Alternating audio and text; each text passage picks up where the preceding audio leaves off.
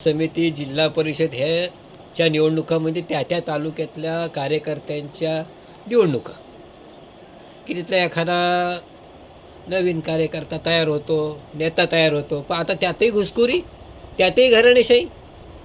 का आपल्या तालुक्याला एकही लायकीचा माणूस नाही म्हणून इतर तालुक्यातनं माणूस बोलवावा लागतो.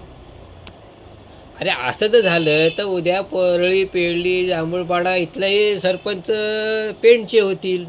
पाली नगराध्यक्ष जो पेंडचा होईल. इकडे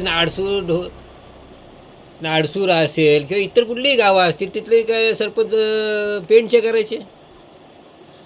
अरे ही घुसखोरी आणि घराणेशाही आहे.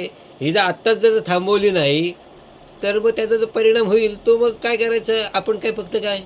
मग आम्ही सुधागड तालुक्यातल्या कार्यकर्त्यांनी किंवा इथल्या लोकांनी काय करायचं, टाळ वाजवत बसायचे आणि नंतर जे परिणाम होतील ना ते कपाळाला हात लावायला लागतील. त्यापेक्षा आत्ताच हा रोग व्हायच्या आधीच तो समूळ नष्ट करायला लागेल. आणि एकदा हे हाताबाहेर गेलं का आपल्याला त्यातनं काही करता येणार नाही. आम्हाला आमच्या देशाचा, राज्याचा, जिल्ह्याचा जसा अभिमान आहे तसा तालुक्याचाही आहे. आणि तालुक्यात आमच्या कोणीही निवडून येऊ दे, कुठल्याही पक्षाचा येऊ दे, पण तो तालुक्यातला पाहिजे. तुम्ही सुधागडमध्ये उमेदवारी घेतली तशी सुधागडला पेणमध्ये दिलीत का उमेदवारी? नाही ना. मग हा भेदभाव का? आणि अरे इथं तरी सोडा, आता लोकसभा, विधानसभा हे तुम्ही लढतातच.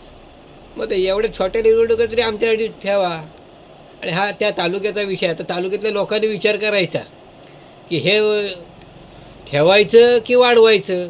ह्यातनं नंतर जे संकट येणार आहे ते तुमचा आवाज काही चालणार नाही. आता त्यामुळे आता विचार करा आणि योग्य ठिकाणी मतदान करा.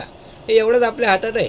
आता तुम्ही ठरवा की सुधागडमधलाच उमेदवार कुठल्याही पक्षाचा असो, आम्हाला त्याच्याशी काही घेणं देणं नाही. तो कोणत्याही पक्षाचा असो तो निवडून यावा, तो सुधागडमधलाच असावा.